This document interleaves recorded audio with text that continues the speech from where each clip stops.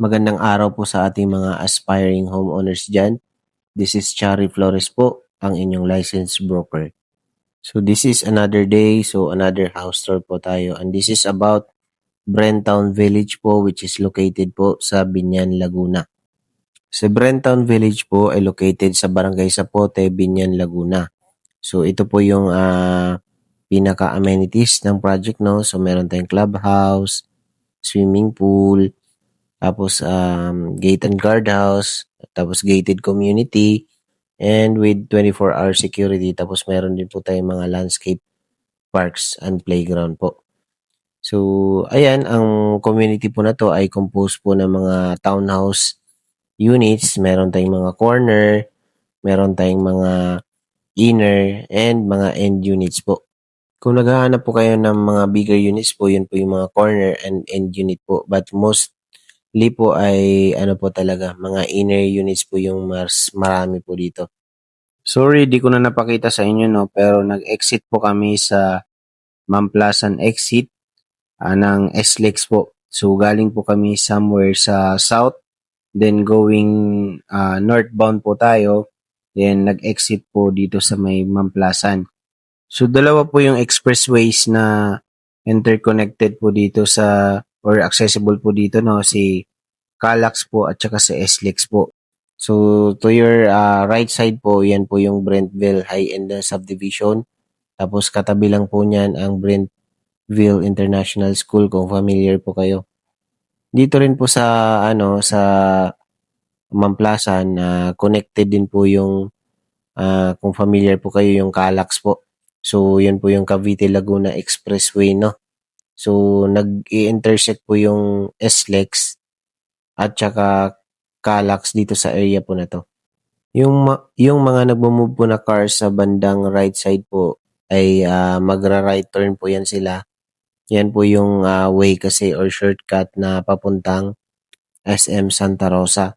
So ang SM Santa Rosa po dito ay talagang napakalapit lang po sa project. So whether you're working from Santa Rosa or kung taga Santa Rosa kayo tapos gusto niyo mag-move ng medyo malapit sa SM tapos hindi bahain, kaya mas maigi na mapuntahan nyo rin po ito at isa sa dapat nyong makonsider once na maghahanap kayo ng property na malapit sa Manila. So yun po yung sa bandang left side nyo, yung malaking structure dyan, ay yan po yung Unilab po, kung familiar po kayo. So napakalaki po ng Unilab na complex po dito sa Binyan, Laguna. Then yung road po na to, kung binabaybay na road po natin, yan yung papuntang Binyan City Hall. Tapos ang dulo po niyan is yung papuntang Pavilion Mall naman po hanggang sa bayan po ng Binyan, Laguna. So malapit na po tayo doon sa paglilikuan, papunta po doon sa pinaka location ng ating project po na si Brent Town po. So ito na po yon. So yung nasa left side nyo po ay magkakaroon po tayo ng commercial dyan. So yan po yung isang mas malapit na commercial kapag galing po tayo sa Brenttown na subdivision po. So ayan, ito na po yung road na papunta po doon sa Brenttown po. So more or less mula po doon sa Calax na toll gate or yung sa exit po ay more or less mga 2 to 3 minutes na lang po. Ito. So yan yung mga naunang mga subdivision dito na matagal na po, no. Tapos ito yung mga commercial na sa bandang right side nyo ay yan po yung malapit po doon sa mismong project po natin. Tapos itong nasa left side nyo naman ay Mundo Bambini na subdivision po yan. So yan po yung kauna-unahang mga subdivision po dito. So matatagal na po yan, wala na po mga binibenta rin dyan, ano. So ito na po yun, yung may mga pila ng tricycle. Temporary, dyan po sila ngayon, no. Kasi wala pa naman pong nakatira dito sa subdivision. So ito na po yung ating pinaka-entrance gate, no. So magkakaroon po tayo ng gate and guard house dyan. So yan yung magiging artist na perspective kapag nagawa na po ng gate and guard house. So pasok po tayo sa subdivision. So ito naman po ay tataasan pa po nila yung gate dito, no. tsaka yung mga bakod sa gilid po ng pinaka dulo ng ating mga subdivision. So, yan po yung dyan sa bandang unahan ay ang ating model unit. So, for now po talaga ay wala pa pong mga nakatayo po dito. Pero as you can see, ikutin po natin ay buo na po yung mga kalsada. So, sa part po nito, sa bandang bungad ay dito po located yung ating amenity area, yung clubhouse, swimming pool, playground, yan. So, very limited lang din po yung ating mga amenities dito gawa ng limited units lang din naman ito. Tapos yung ating area ay hindi sobrang laki. Kaya yung nakikita nyo pong mataas na part na yan, yung parang may kinoconstruct ay condominium po yan ng SMDC na nasa more or less 25 square meter lang yung kanyang floor area. So, mamimili kayo, mag-condo ba kayo o magbahay kayo, di ba? So, iba pa rin po kasi talaga na meron kayong sariling bahay kasi pati yung lupa ay sa inyo na po talaga nakapangalan na yun, hindi lang yung pinaka-structure. Ayan. So, ito na yun. Napapansin nyo, talagang buo na po yung kalsada. So, ang kagandahan po dito, hindi po ito tulad ng iba na pre-selling tapos magwe-wait ka pa ng 2 years to 3 years kasi hindi pa develop, no? Ito, pre-selling pa rin po siya, pero since na meron na po siyang kalsada, once na ma-paid nyo po yung required down payment or at least kalahati po ng down payment nyo, ay sisimulan na po agad yung construction ng bahay. So, meron tayong pre-selling discount since for launching pa po yung project na to eh. So, meron pa tayong 400,000 na discount sa lahat ng units po. Tapos, if ever na meron kasi tayong option dito na ang payment po ay 18 months to pay or 24 months to pay. Pero if ever na mag-decide po kayo na ang payment po ay 6 months to pay lang, ay magkakaroon pa po tayo ng additional discount po. So, didiscuss ko na lang po mamaya sa bandang unahan ng video po na to kasi andun po yung mga specifications ng mga discount po, no, na applicable po para mas detailed po tayo. So, ayan. Although dito ay mayroon na pong mga kalsada na talagang gawa na halos lahat, no, ay yung mga units po na i-open po natin ay hindi po sabay-sabay kasi at saka ano po, kumbaga yung mga unang bubuksang mga units po, yun din po yung unang mako-construct. So, dito naman po bandang bunga din po yung mga unang bubuksan. So, as you can see, medyo maliit lang po yung project po na to. So, kaya po ay very limited lang din po yung mga corner at saka end unit po. Kaya if ever naghahanap po kayo ng mas malaking mga units ay paunahan na lang po talaga dito. Kasi ang pinaka-target po talaga dito at saka pinakamaraming units is yung mga inner po. So, ito po si Nara A, isang corner unit po. Ito po ay 3 bedrooms na may 2 toilet and bath at saka carport po. Ang lot area po nito ay 103. Tapos ito naman ay Sinara B, ang lot area naman ay 99 square meter. Same po, 3 bedrooms din po ito. Tapos ang floor area nito is may mas maliit ng konti, 86 square meters po. So ito po yung corner unit for Nara A po. So as you can see, since corner siya, pero ang pinaka-facade or yung pinakapasukan ng kotse ay nasa kabilang side po, no? So, ang front niya, nandun lang, daanan lang po talaga ng tao po. So, ayan yung sa second floor naman natin, yan yung floor plan layout natin. So, malaki po yung master's bedroom, no? So, I think dalawa po yung bintana nito na malaki. Yan, ito po yung sample ng facade. So, kapag inner unit ka, yan yung sample na facade. Tapos kapag corner ka, ganyan naman. So, Kapag corner or end unit ka, meron ka pa ring extra lot sa gilid, no? So, ito naman yung kapag naka-side view, no? So, side facade siya. So, magkatalikuran, corner din yung katalikuran mo, tapos yung sa kabila ay corner din. So, ito naman si Nara A. So, corner din po. 3 bedrooms din po ito. Ang lot area ay 103. Mas malaki ang kanyang floor area which is nasa 91.17 square meters compared dun sa isa na 86 square meters lang. Pero more or less, nasa ano lang din naman. Konti lang yung difference nito. Halos di nyo po ramdam. So, ito naman si Nara B. Corner din po ito, no? So, same. 99 yung lot area. So, ang total contract price ay 9.7. Reservation fee ay 20,000. Discount po natin ay 400,000. So, if 6 months to pay, ay 200, may discount pa po kayo na 200,000. So, a total of 608,000 yung magiging discount nyo po. So, kapag 6 months to pay, yung 833 ay 138,000 na lang po ang kanyang monthly. So, ito naman yung ibang option, no? So, kung hindi 6 months to pay, meron po kayong option na 18 months to pay siya. So, 57,000 na monthly kapag 18 months. Kapag 24 months naman ay 52,000 yung monthly.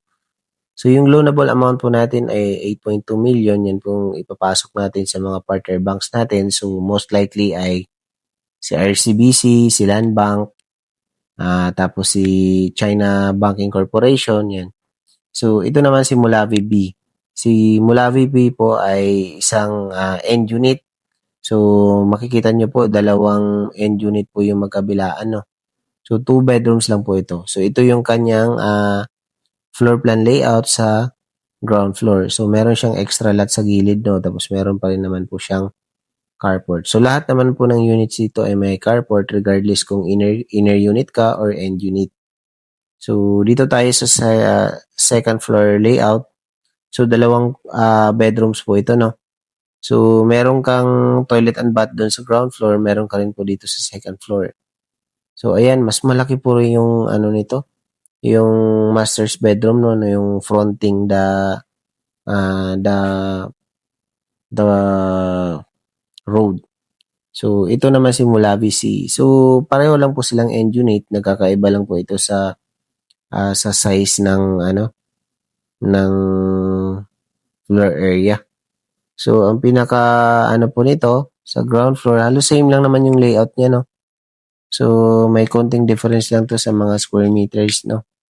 So, meron pa rin po itong kitchen, no? Na pati yung under counter na kitchen cabinets meron. So, 2 bedrooms pa rin po sa taas.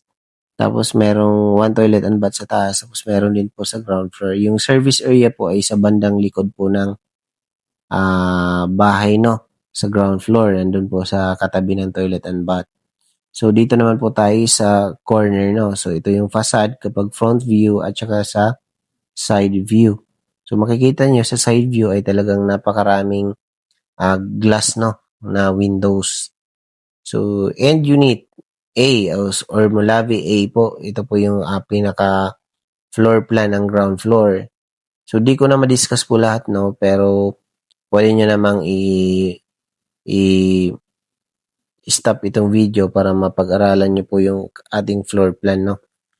So, yan po yung ating mga big units na unang pinakita po sa inyo, no? So, ito yung ating ongoing construction na model unit po. So, ang ongoing construction po na model unit natin ay naka-end unit po yan, no? At saka inner unit. So, sa ating end unit naman, regardless naman kung corner ka or end unit ka, ay same lang naman sila halos ng floor area, no? So, hindi nyo masyadong pansin yung difference niyan sa floor area kasi most likely ay 5 square meter or 6 square meters lang yung ating difference. So, ayan. Ito po ay marami pa pong mga kalat din sa loob ng unit, no? So, pagpasensyahan nyo na para at least lang din po ay meron tayong mapakita sa inyo. Pero sa bandang unahan ng video po na to ay meron po akong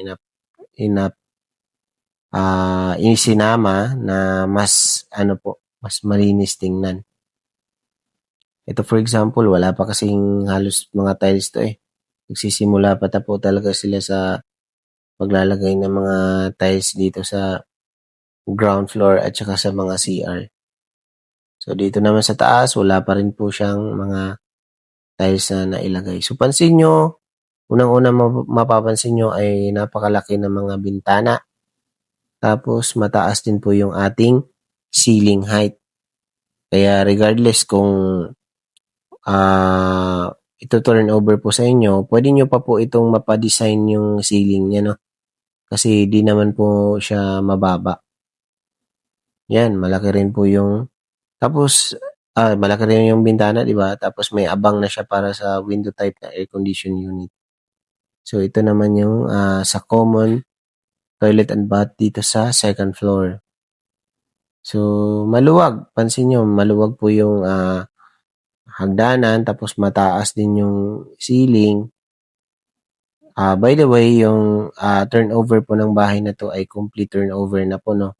Ibig sabihin, merong tiles na, meron ng bedroom partitions, may ceiling, tapos painted na yung walls, inside at saka outside. Ang outside natin ay, mga bricks na styling po yung para mas maganda po tingnan. So, ito po yung mas recent na video and pictures po, no? Yan, mas mapapansin nyo na yung ganda ng bahay po na to at saka yung mga townhouse po na to. Isa sa pinaka mapapansin nyo po dito is yung harapan niya, no? Talagang malaki pa po yung kanyang frontage. So, by the way, yung mga steps po na yan na cement po, ay kasama na po yan once na ito turn over yung bahay sa inyo, no? So, ayan. Mapapansin mo na yung lawak ng kanyang living area, pati yung kitchen area. So, yan po yun. Yung sliding na yan, yun yung pinaka-dining area. Tapos, ito yung ating ground floor toilet and bath. Tapos, ito naman yung access or covered the service area. Ayan. So, yun yung sa kabilang, ayang right side na yan na picture. Yan po yung extra lot mo po sa gilid or yan yung pwedeng gawing pocket garden. So, ganda ng finish ng ating CR, no? So, ito yung bedroom 1, bedroom 2. Ayan. So, napakalaki ng mga bintana tapos meron po siyang lagayan ng air condition unit. Mas lalo na itong master's bedroom. Talaga namang napakaganda at saka napakalawak ng bintana at saka yung pinaka-floor area ng ating master's bedroom. So, ayan. Ito, from the service area going to your living area, kitchen area, and dining area.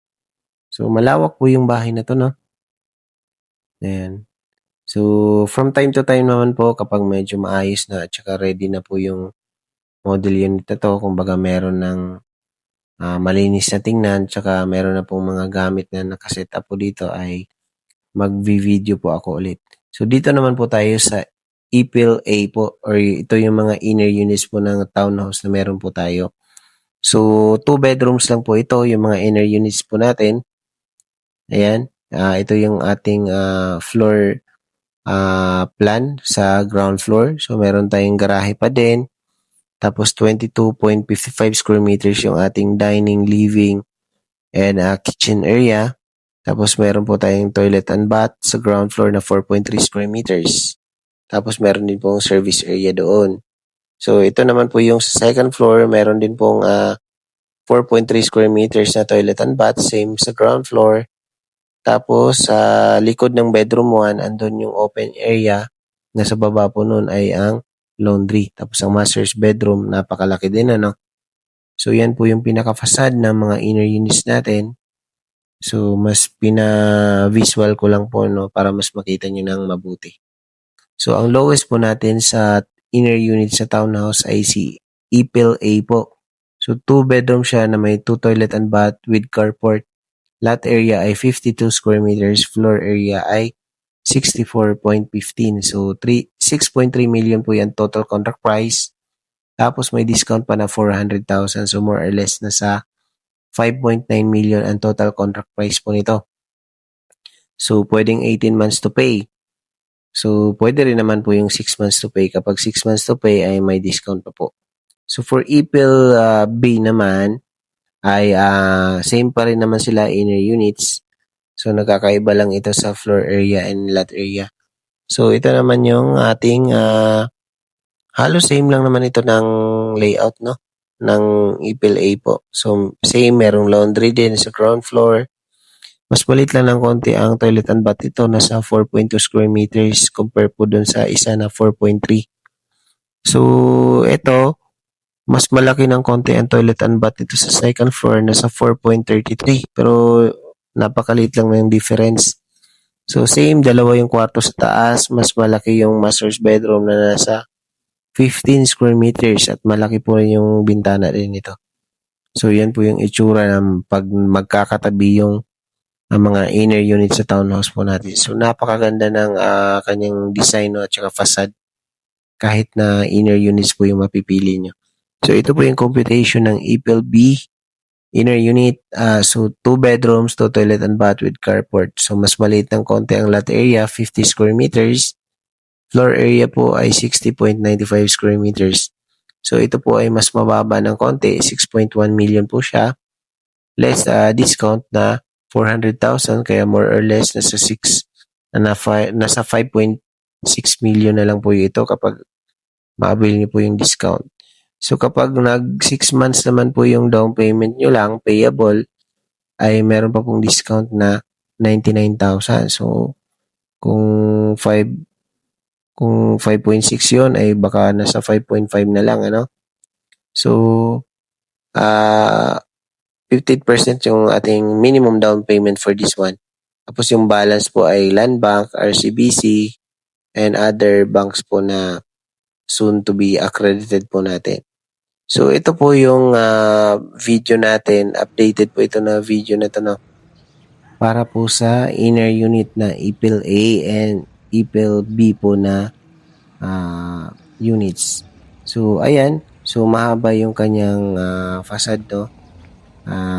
Kasya rin po yung sasakyan na malaki man yan. So, yung steps po na yan ay kasama po yan once na ito turn over yung bahay.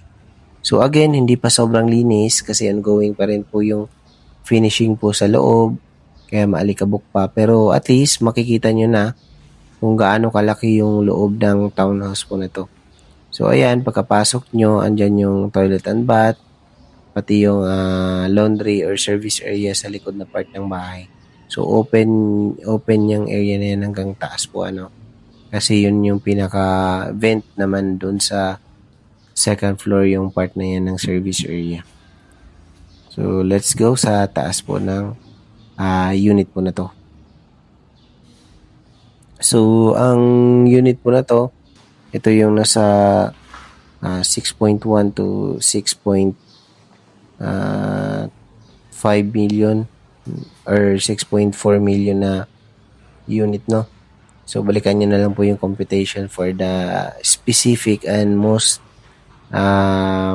detailed po, no? Para mas maintindihan nyo po. So, ito po yung bedroom 1, mas maliit na kwarto sa likod na part ng bahay. So, meron siyang malaking bintana para may proper ventilation din po siya. So, mataas yung kanyang ceiling height, no? So, ito po yung ating master's bedroom. So, napakaluwag po ng ating master's bedroom. So, upon the floor layout, no, ay nasa 15 square meters po ang pinaka-floor area nito.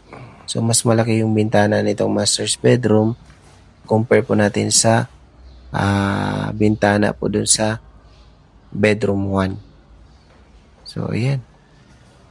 Marami ka pa pong gamit na pwedeng mailagay po dito. So, maluwag pa. Tapos, meron siyang hallway, no? Hindi yung pagkaakyat nyo ay kwarto na agad. So, that's it for the townhouse inner unit. Either EPIL A or EPIL B na model unit. So, ayan, dito sa parking area, kasya yan yung van, SUV, at saka sedan na mga sasakyan. So, ayan for our townhouse inner and townhouse end at saka corner. So, yan. Again, ito yung ating amenities. So, gated guardhouse, clubhouse, na napakaganda ng clubhouse natin. Yan. So, yung kanyang architectural design ay same lang din yung mga ginamit dun sa bahay, no? So, ito naman po yung ating swimming pool. So, landscape din po yung atong gilid ng ating swimming pool area. So, let's go. So, yung punta naman po natin dito ay pavilion naman po natin kung ano yung makikita nyo habang palabas po tayo, no? So, ang project po na to ay talaga namang napakaganda ng location. Kahit saan ka magpunta sa paligid, mag-Google ka man, search mo lahat ng mga importanteng mga bagay or yung mga establishment dito sa area ay makikita nyo na po talaga. So, kumbaga yung location na to ay swak na swak. Pagkalabas mo ng subdivision, andyan na yung mga basic needs, may mga commercial area, at saka mayroon pang mga nagtatayo ang mga commercial area na napakalapit lang din po. Mga 1 minute to 2 minutes po yung yung lapit niya lang. So, at the same time, ang pinaka-importante po dito is yung napakalapit nyo lang po sa may Calax at saka sa SLEX po. Ang Metro Manila po dito, lalo na po yung papuntang Alabang, Muntinlupa ay more or less mga 10 minutes drive lang po mula po dito sa Calax po. So, kung papunta ka naman ng NAIA, so more or less mga 30 minutes. Tapos sa Makati, more or less mga 45 minutes po. So, yan po yung way na papuntang Binyan City Hall at saka Alonte Sports Complex, no? So, ito yung mga katabing subdivision dito na malalaki po. Ang Jubilation South, yan. So, as you can see, yung dinadaanan po natin na to, ay ito po yung papuntang pavilion, kung di pa po kayo familiar. Ayan. So, yung bandang dulo niyan, yung malaking lupa sa harapan na yan, yung area na yan, ay paikot po yan, So, yung area po na yan ay mga commercials din po yan, commercial lots po yan, mga binibenta dyan, eh. So, hindi pa nga lang siya super developed, tsaka hindi pa lahat mga nagtatayo dyan ng mga businesses, pero dahan-dahan na rin po siyang pinapatayuan ng mga commercials at saka mga businesses dyan sa area po na yan. So, may mga buildings na rin po dyan, na yung iba ay office and clinics. Yan. So, if ever na interesado po kayo sa project po na to, ay mag-message lang po kayo sa akin para mabigyan po natin kayo ng computation, or kung may question pa po kayo ay masagot po natin, matulungan po namin kayo. And at the same time, pwede po nating makita yung mismong project para mas ma-visualize nyo kung gaano po ba talaga siya kalapit from SLEX via Mamplasan na exit po. Again, maraming salamat po sa inyong suporta, and see you po sa next video natin.